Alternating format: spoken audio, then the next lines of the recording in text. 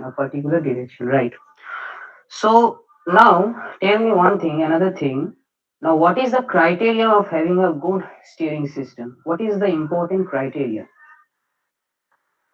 Uh, anyone can answer? Anyone can answer. What is the criteria of having a good steering system? Smooth steering and good grip. Good grip means basically a steering system has to be a very responsive one. Okay. It has to have a good handleability, cornering. Okay. Direction Because stability.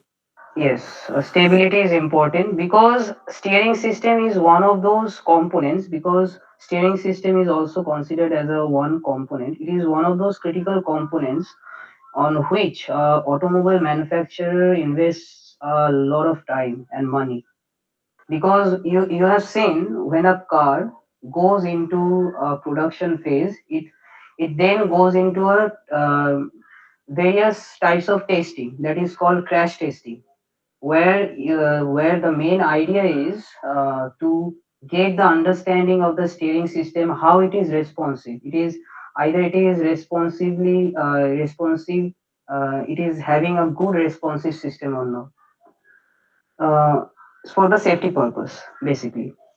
So steering systems are basically assembly of the subsystems that we'll be talking about in, other of the slides and the other components.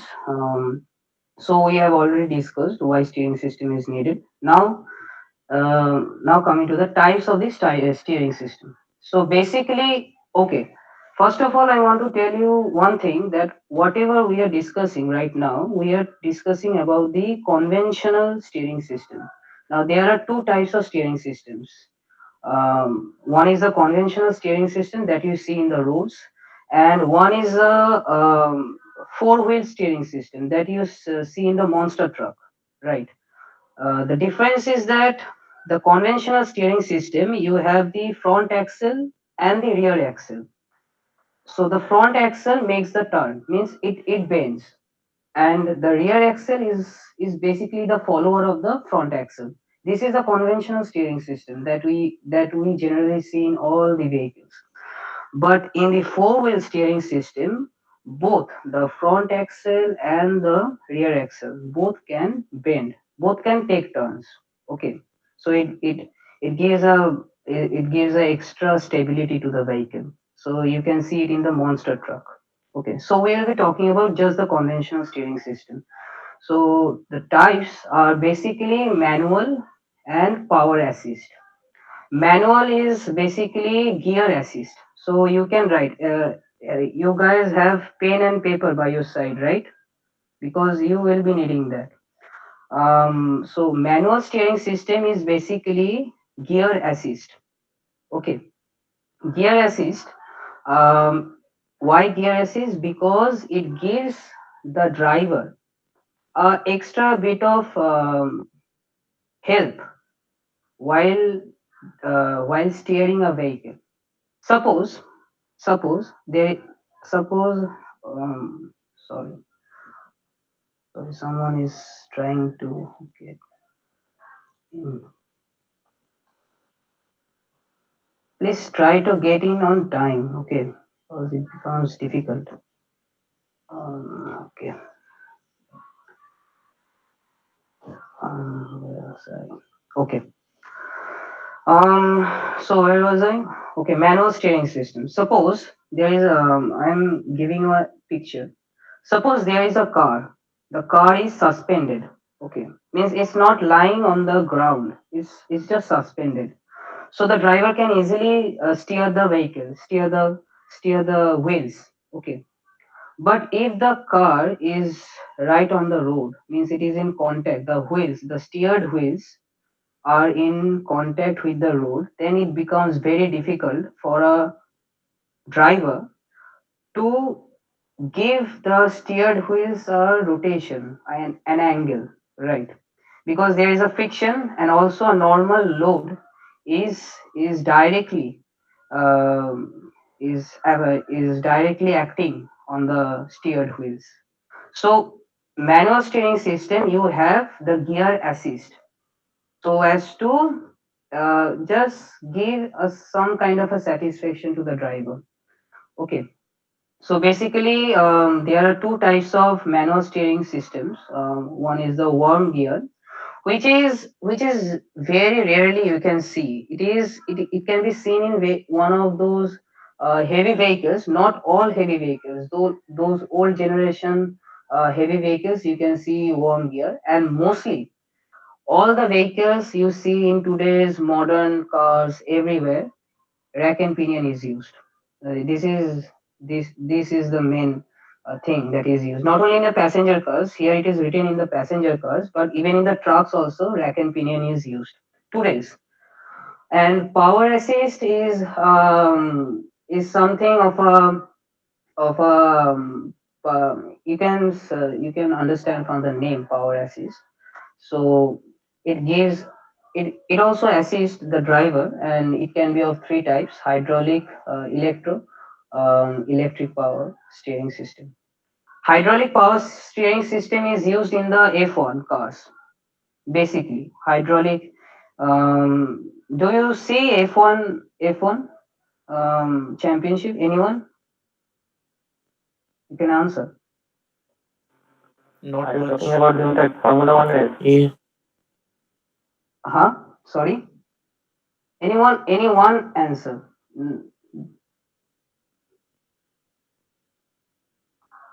Hello. है दादा देखै छु Okay. Okay. So the F1 cars uses hydraulic powers, only the hydraulic powers, not the electro or the electric, only the hydraulic powers. Okay, so coming to the parts of the steering system, it's a very overview of the thing. There is steering wheel, steering columns, gearbox. Gearbox is not generally used in today's cars. Generally, everything is rack and pinion. But yeah, some cars uses gearbox. So it's written here. And kingpin is also not used in today's day. We have the ball joint that is used most frequently. Um, so basically, steering wheels are the wheels that you see in cars. Okay, these have all the indicators, like the indicator switch, light switch, whatever. So steering wheels, I don't have to go into the details of a steering wheel. So steering column. So basically, when you um, when you drive when you drive the steering wheels, the power from the steering wheels is transmitted through various linkages and columns. So the first thing, the first component through which the power is transmitted is through the steering column. Okay. Steering column has got this. You can see this one. Anyone can answer? This one you can see. Yes, Dada. Uh, this is called the collapsible shaft. What it is called? It's not written here, so you should write it down. It is called the collapsible shaft. Why it is collapsible? Because when the car is it runs into it is prone to accident, right? Cars are prone to accident. So during accident, the wheel collapses so that it doesn't give extra damage to the driver's face or the driver's front part. Okay, so the whole steering wheel, when the car is prone to accident, it collapses very quickly. So it is a collapsible shaft. It collapses just right here, just right there. This is the universal joint. Okay. Um. Okay. And here is the gearbox. I will be coming to it a bit later. Okay. Um. Drop arm. Okay, let me show you one picture. Right, from there you can get all the ideas of the of all the who is trying to come in. Wait. Okay. This is the steering. Here. This is a parallelogram steering. It's a very you don't have to go into this. So these are all the components. Okay. These are all the components. Um, right here. This is the steering wheel. You can see here. This is the steering wheel. This is the column. Okay. This is the gearbox. I'll be coming to that just in a few minutes. These are the drop arm or the pitman arm. That is shown here, pitman arm. Okay, okay. This is just like this. Um, Here you can see this is the pitman arm. Okay, you can see it. Yes or no? This is the pitman arm. Yes, Dada. Yes, Sada. Okay. So okay, how this works? So when you drive the wheel, right? It is a rotatory motion. It is in the rotation, right? So gearbox, what it does, it transforms the rotational motion into a reciprocating motion. Okay, it it is a rotational motion. Okay, and it transforms this steering gearbox. It transfers the rotational motion into reciprocating motion. So it goes upside down, up down, and due to this, here you can see this pitman arm. It goes in the lateral direction, just like this. Okay, it goes like this. It is linked with the center link. This is another linkage. This is connected with the socket. These are the tie rods. These are the inner tie rods. These are the outer tie rods. Okay, these tie rods are connected to the steering knuckles. The steering knuckles with the ball joint. These sockets are called the ball joints. Okay. These sockets are called the ball joints. These are the steering knuckles, and the steering knuckles where the wheels of the car is placed. So you know the basic idea of the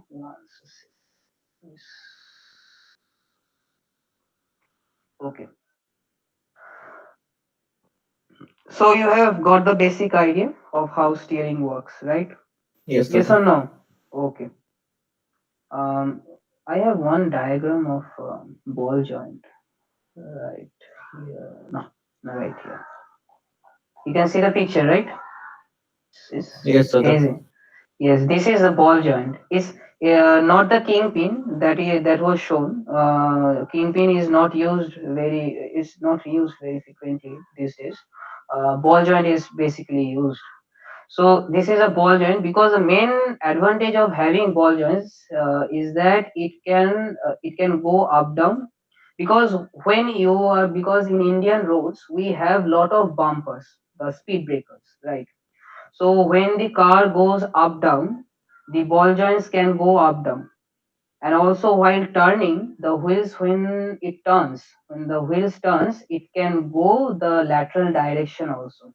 So these joints are very flexible and it doesn't very frequently goes into wear and tear. So these are used, not the kingpins, because they were very much like prone to wear and tear. So it took the cost of the vehicle too high, the maintenance cost. Okay.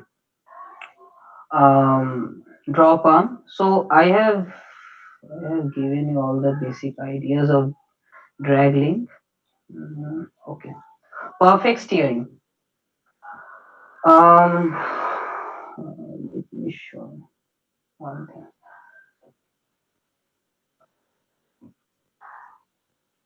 Perfect steering. Uh, the main principle of a steering system is that for having a perfect rotation means when you are trying to corner means when you are cornering. Okay, when you are cornering to achieve perfect cornering, this is one of the basic principles that you will be needing. Not you will be needing, the car should have that. Is that the where is the center line, this one, and these are the car is trying to corner on the left hand side, right? So the inner wheel, these are the inner wheel, these are the outer wheel. Okay. So the inner wheel's center and the outer wheel center should intersect. Intersect where? Intersect at the line of axis of the rear axle. So these are the rear axle. This is the axis of the rear axle. It is extended through this, and these 2 points should intersect at the axis. Okay. If this happens, then you have a perfect steering. This is the basic principle of achieving perfect steering. Okay. So steering ratio is basically I have already told manual the manual steering system is gear assist, right? So steering ratio is the parameter of what? Parameter of the gear assist. So basically, steer ratio is the angle through which the steering wheel is turned to the corresponding angle of the steered wheels. Okay. So I think every one of you have pen and paper, right? By your side? Yes or no? Yes, sir. Yes, Yes. sir. Yes. So, do one thing. I am giving you one problem. Just give me the answer of that. Okay. Suppose the steering ratio is 12. Okay, right? The steering ratio is 12. Okay. Have you written?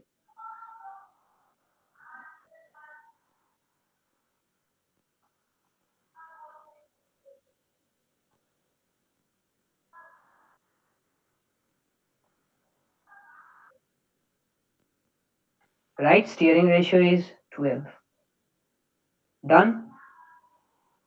Done. Done. Okay. And you are required to steer the wheels. Means the steered wheels has to be rotated by an angle of 40 degree. Okay. So you have the steered wheels angle rotated by an angle of 40 degree. So uh, what should be the steering wheel angle?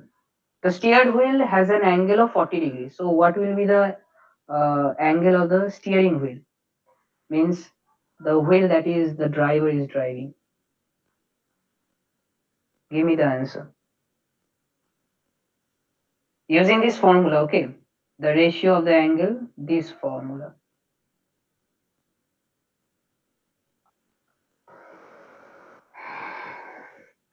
It will take hardly 5 minutes.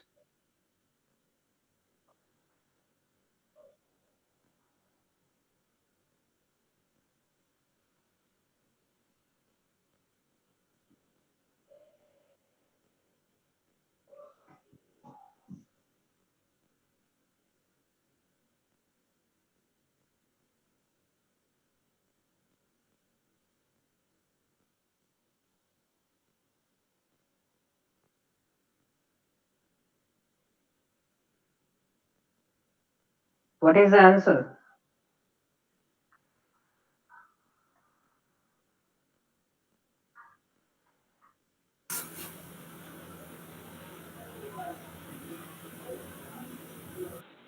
Yes,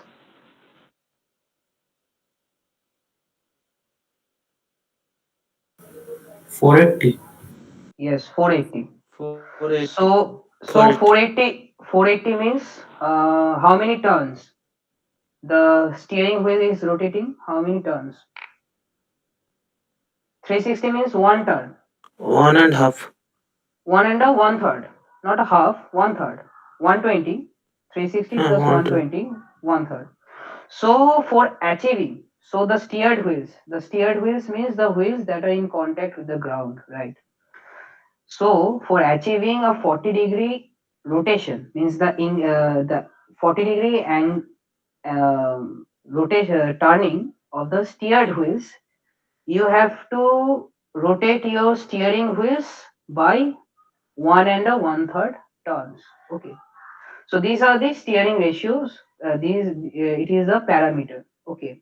So this is how you can get the understanding of how many turns you have to do. Okay. Um,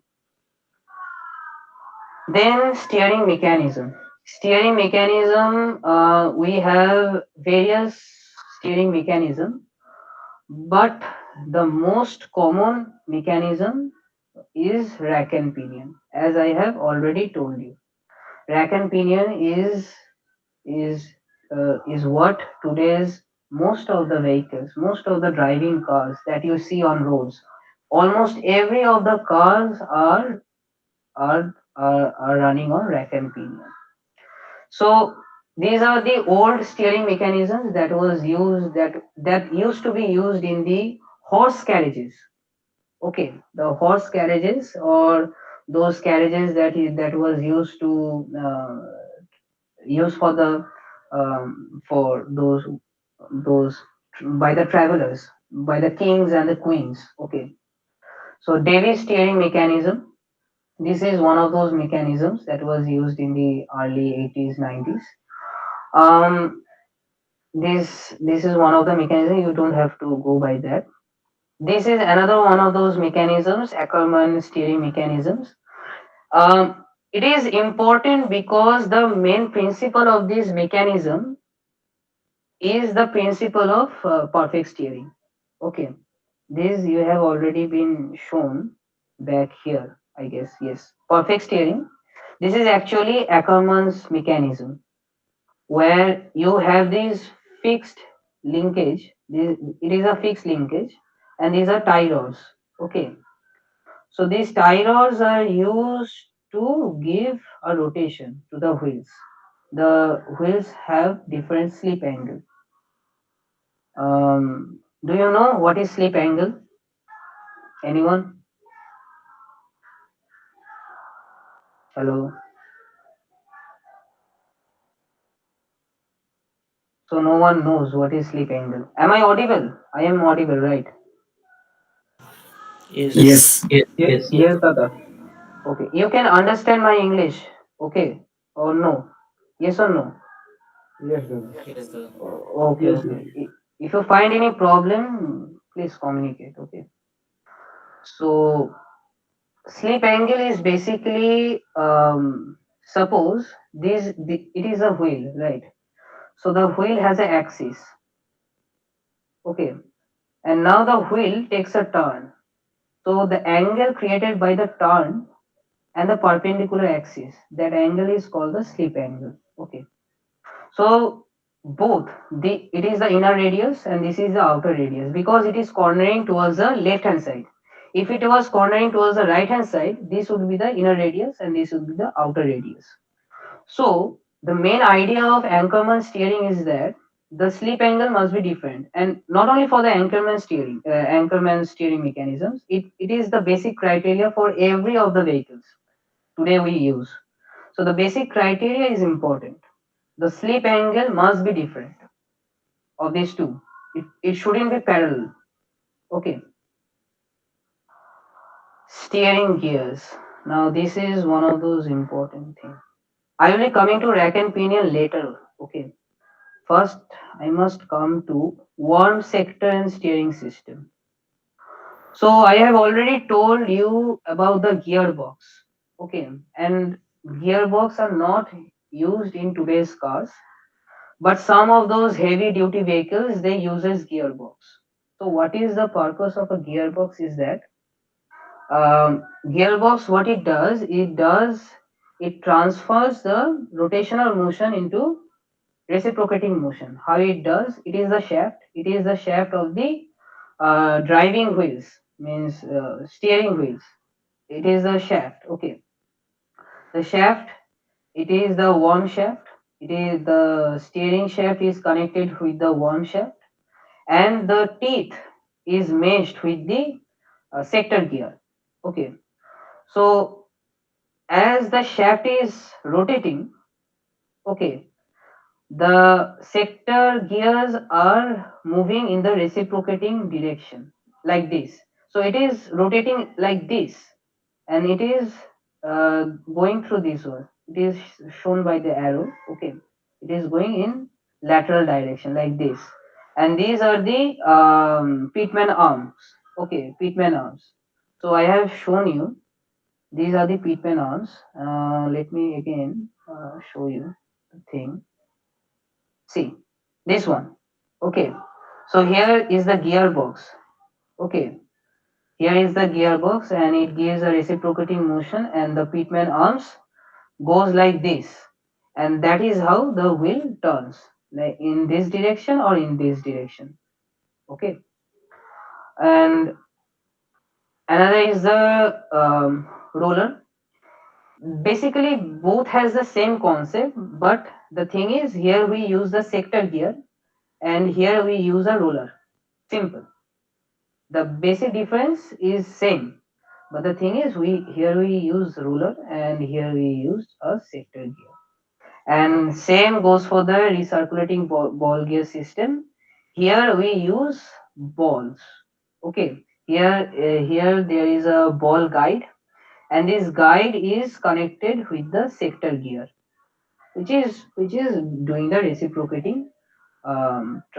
So basically the basic difference between one sector roller and the recirculating is that the friction is drastically reduced. So here, as these two are in direct mesh, there is a very huge chances that there is a huge chance of wear and tear, friction, various types of losses, and it can get a serious damage. While in roller, the friction is somewhat reduced, while in recirculating ball steering system, it is massively reduced.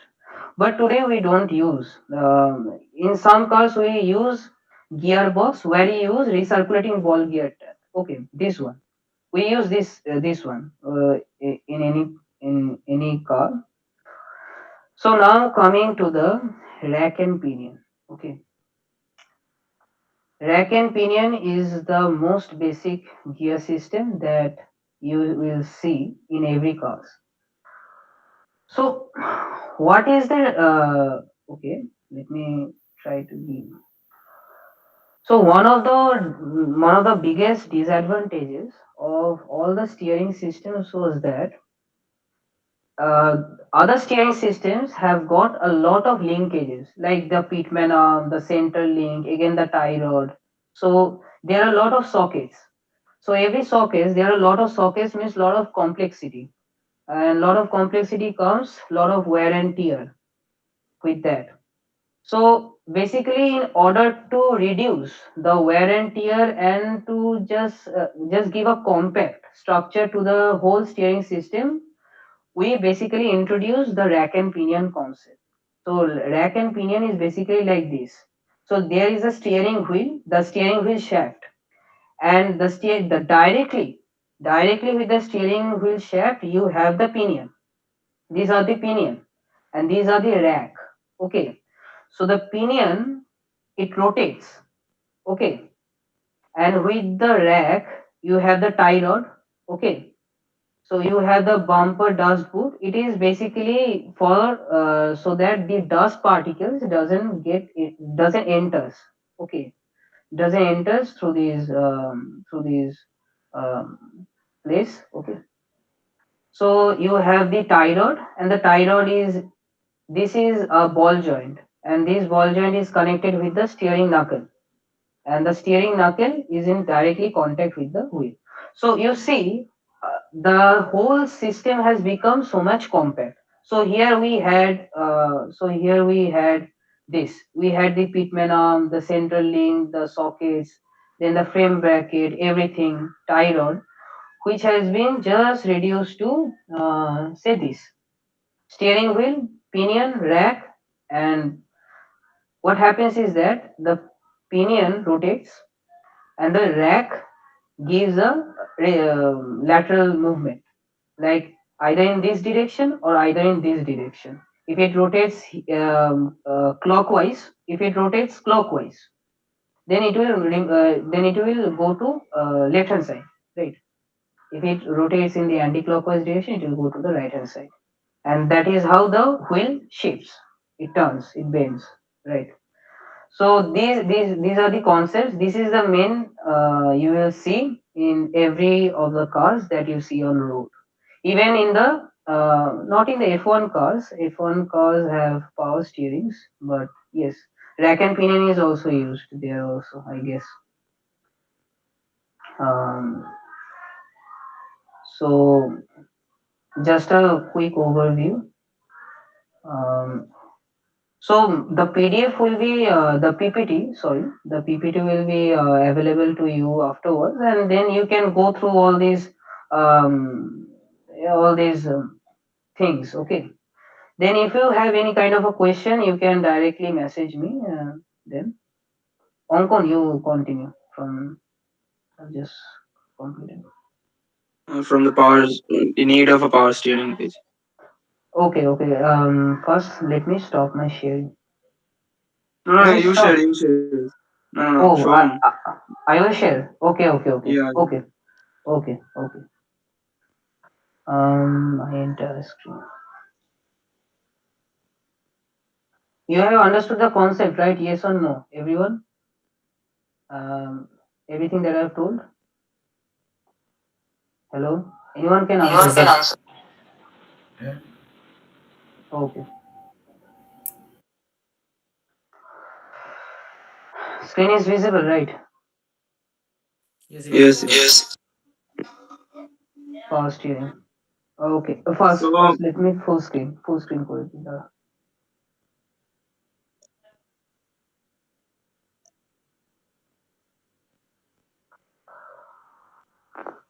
Okay. okay. Continue. So, I'm Ankan Soham of second year mechanical, and I'm going to continue from this part. So before I start, I just want to make sure that everything we are telling to you right now is just an overview of the concept of the steering system. You will go deeper in later webinars and other things, but today we are giving just an overview of everything the steering system has. So telling that I'm starting. So with increasing vehicle mass and speed, um, the manual steering system was giving some problems, like the driver needed more effort to turn the wheels, right? Then, so because of the fact that the limitations of a manual steering system, the discoverers of the car invented power steering system. So why power steering system was needed is the previous used manual steering system used a lot of linkages and other things, and with difficult road conditions and where the vehicle needed slight adjustment and other things, the driver required more effort. And so to reduce that effort, power steering system was made. So coming up to one thing I need to tell is that the effort needed by the driver could also have been reduced by increasing the steering ratio. But one thing needs to be kept in mind that suppose the steering ratio is 1 is to 10, right? Uh, any one of you just need to keep a pen and paper and just write this thing. This is not mentioned here, I think. Um, if the steering ratio is 10 is to 1, then the if the driver produces a torque of 1 newton meter, then the steered wheel will produce a torque of 10 newton meter. So if the steering ratio is increased, then the driver will get more. Shom, can you just mute? Sorry. One thing. My one thing. Sorry.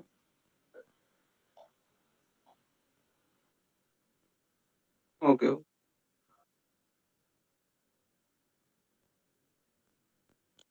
Um. So am I audible, right? Anyone can just confirm. Yes, Yes, Sada. sir. Yes. Okay. Okay. So If we just increase the steering ratio, suppose we are increasing to 20 is to 1, then the torque, more torque will be produced at the steer wheels then, but it produces another difficulty. With increasing steering ratio, the number of turns the steering wheel needs to be made, it gets increases. I mean, if I give now the 20, its steering ratio is 20 is to 1, then the driver has to produce more number of turns of the steering wheel to turn the vehicle. So that was another limitation. So this all prompted the invention of a power steering system. So can we go to the next slide?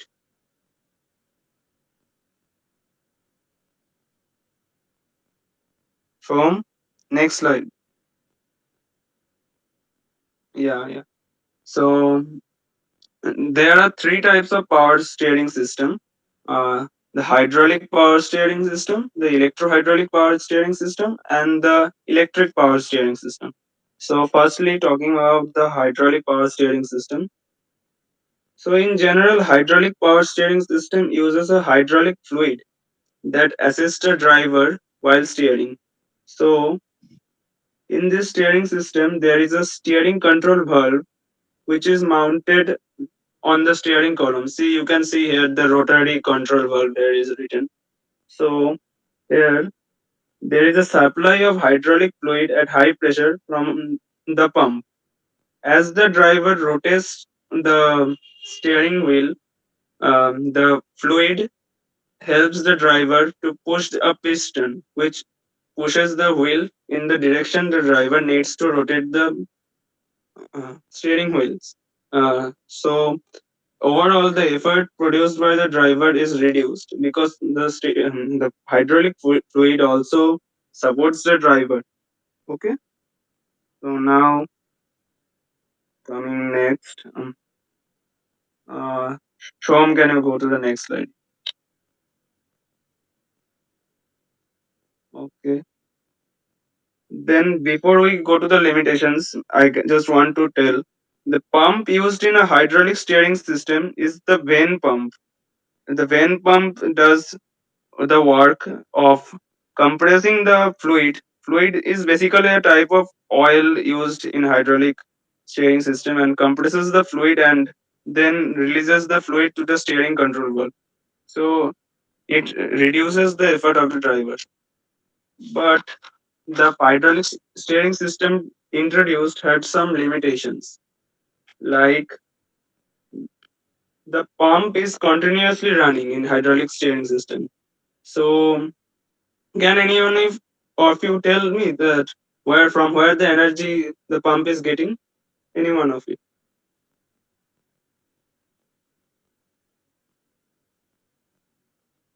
Hello. Flywheel second. Can you tell once more? From the flywheel. No. Quite about that, but from the engine. The engine operates that pump. The power produced in the engine is running the pump, right? So in case of a hydraulic power steering system, there is a dissipation of energy of the engine because the pump is running continuously and the power produced by the engine is only taken to run the pump. So there is a loss of energy in the engine and loss of fuel. Another limitation that the hydraulic steering system had is if the engine is in any kind, suppose the engine has been stopped or due to any malfunction or any problem, the engine gets stalled. So in that case, the hydraulic power assist will not be available to the driver.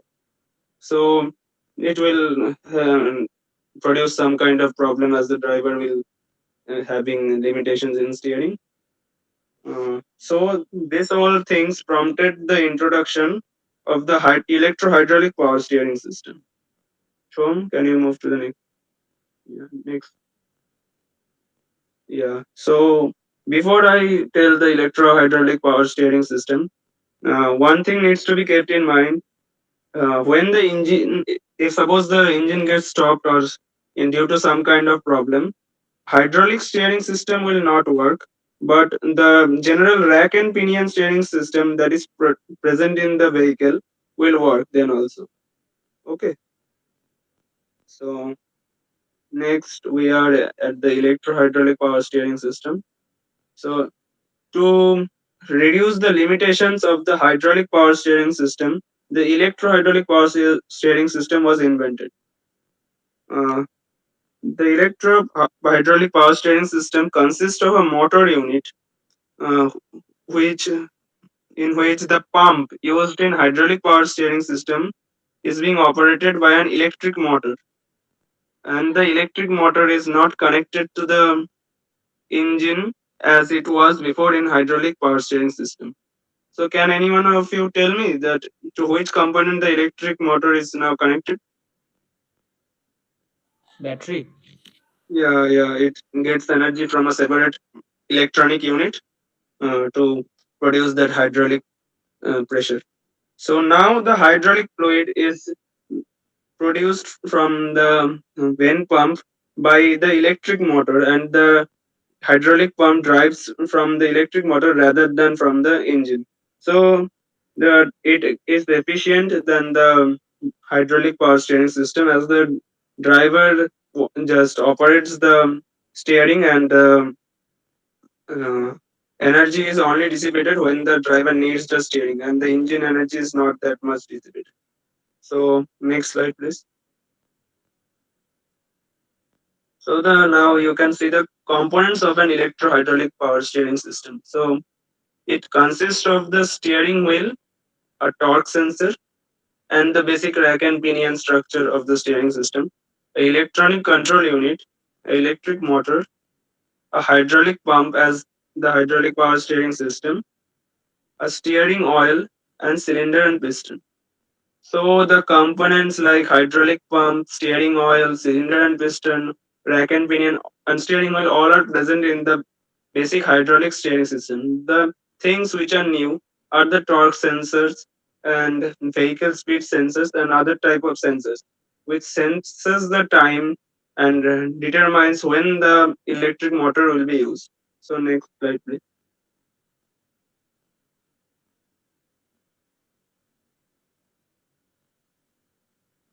Yeah. So basically, the torque sensors are senses the torque produced by the driver at the steering wheels. So that the electric motor gets an idea on where and which situation to drive the electric motor. So next slide. Vehicle speed sensor is used for the reason of measuring the road wheel speed, uh, the speed at which the vehicle is moving, because we need different types of steering conditions at different speed conditions. Uh, because while suppose you are parking, so while parking a car you need greater steering control because you need a slow speed, you need to park the car at a careful position, but while at high speed the steering control is should be quite easily, because you need to control the car easily at high speed. So for this the vehicle speed sensor is used. So next slide. So the another is steering angle sensor. So here the steering angle sensor has the work of determining and sensing the angle through which the steering wheel is turned. It is located in the steering column and it senses the angle. And these three sensors together help the electric control unit to determine at which position to operate the hydraulic pump. So next. Uh, so I have told it earlier. A hydraulic pump is used to push the fluid to a piston, and the piston turns the rack and pinion steering system so that to reduce the effort of the drive. So next slide. Mhm. So here is the working of an electro-hydraulic power steering system that is shown here. Um, Quite similar as hydraulic steering system, only the thing is that less energy is required, engine energy is saved, and driver has better control because it has different sensors to sense when the driver is rotating the wheels and when to give the steering. Okay, so next. Here is a picture of the hydraulic cylinder. Um, this hydraulic cylinder is used to push the fluid at high pressure from the cylinder and to the piston, where the piston is pushed in the direction through which the wheels has to be steered. So next slide. Yeah. So electric motor. The electric motor is basically a motor which will drive the uh, pump, and it uses energy from the battery and not from the engine. So it leads to lower fuel consumption, allows more flexibility of design. So can we move to the next slide? So the electronic control unit. The electronic control unit is just connected to the torque sensors, steering angle sensors, and vehicle speed sensors. And it is the electric control unit that provides a message to the hydraulic steering system, and that's based on it the hydraulic pump is operated, and it also decides the voltage that must be given to the hydraulic pump and how much oil is to be pumped and how much effort has to be reduced by the driver. Okay, so next. Here is one of the depiction of how the electro-hydraulic power steering occurs, um, and you can see it later right now. So next. So both the electro-hydraulic power steering system and hydraulic power steering system used that hydraulic fluid in it, and it had a lot of complexities, and it also needed some space as well as increase the engine mass and all sort of things to reduce this and reduce this all limitations, and to have better control and reactive reaction of the vehicle. So electric power steering was introduced. So next slide. So basically, the electric power steering system has a electronic control unit, a vehicle speed sensor, a steering angle sensor, and torque sensor, same as that of the electro-hydraulic power steering system. But a hydraulic steering unit is not present. Instead, a reduction gearbox is used, and the basic rack and pinion steering system is used. So, an electric motor directly provides the steering assist here. The There can be many locations where the electric motor can be present. It can be present on the rack, near the steering wheel, or on the steering column, depending on the design. So, the basic use of the electric power steering system is it leads to rather lower fuel consumption and reduced carbon dioxide emissions as that of a hydraulic and electro-hydraulic power steering system. And another advantage is this electric motor steering system gives the driver better response to the steering system. So the driver can control the wheel better. Um, it also gives a real-time control and can be done in electric power steering system. So going to the next slide, please. And it has the same things that is present in electro-hydraulic power steering system, that vehicle speed sensor, which senses the speed of the vehicle. Next. The similar torque sensor as used in the electro-hydraulic power steering system. It also basically um, measures the torque produced by the driver and in turn gives a response to the wheels. Next. Steering angle.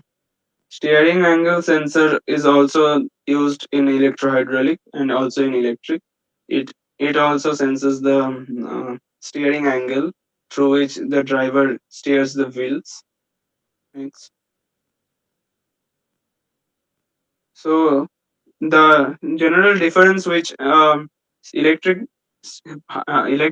power steering system is, reduction gearbox is there and hydraulic pump is not there.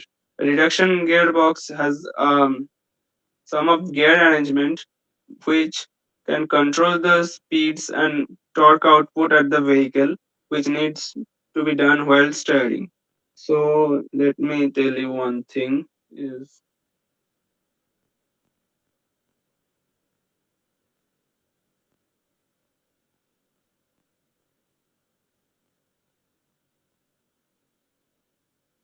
electric power steering system is also less prone to problems and faults because the hydraulic steering system is basically um has got a lot of components in it because there are more complications. There is a pump running and all those things makes it more prone to problems and faults, and which are reduced in electric power steering system.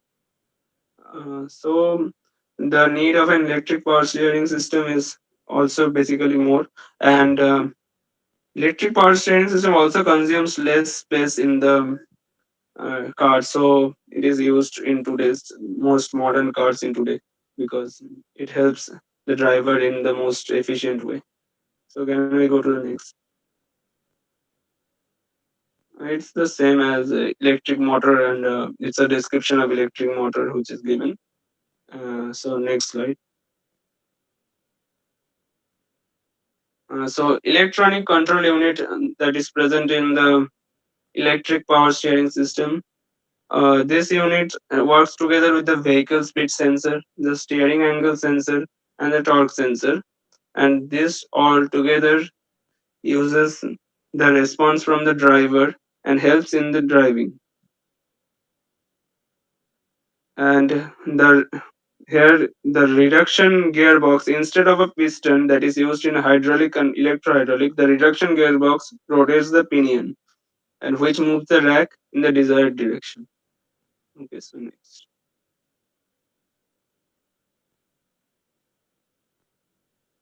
So one thing, extra thing that you need to know. So as Shom told, that cars are prone to accidents. So in case of accidents, today most modern cars use airbags to protect its drivers from accidents. So the electronic control units also helps in perfect positioning where the airbags will be released and when they need to be released in case of any accidents, and the electronic control unit also does that. So here are some of the overview that I have talked about that power steering system. um, so these are the recent innovations that is, and in today's vehicle most of the vehicles except some light wheel vehicles like e-rickshaws or in some nano or other cars, today most vehicles use a power steering system because it really helps the driver while steering and reduces the effort. Okay, so everyone here just had some idea of the steering system, right? Yes, Dada.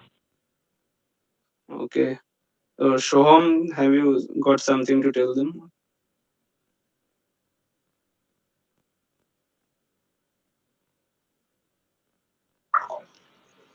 No, not right now. So I am. The presentation is over, right? So I am stopping the screen. Ankan. Yeah, yeah. Okay. I have no question. You tell me. Have you guys have any doubt, questions regarding anything?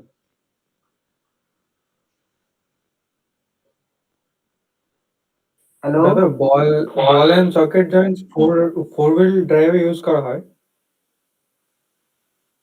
Ball and socket joints. Ball and socket मतलब ball joint Ball joint, huh? Ball joint, huh? Ball joint is used in any car. It is basically used, not the kingpin. Ball joints.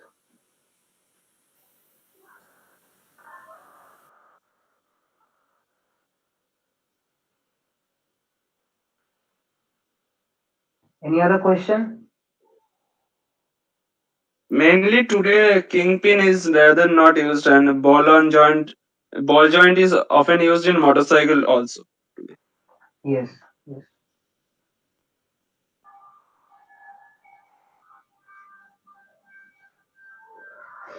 So anyone has any other questions? No,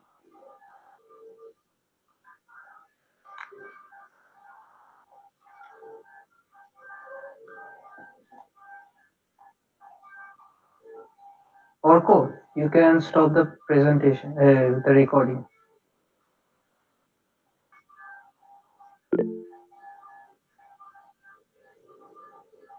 Shomadeep, you are asking what type of steering wheel